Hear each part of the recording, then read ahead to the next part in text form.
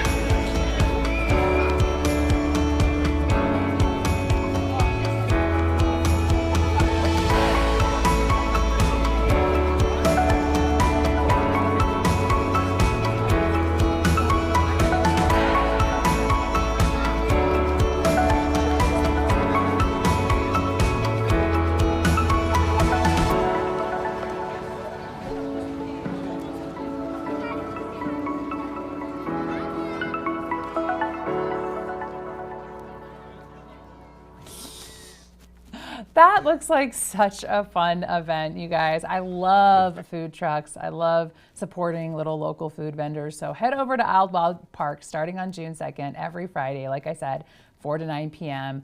for the Food Truck Friday in Reno.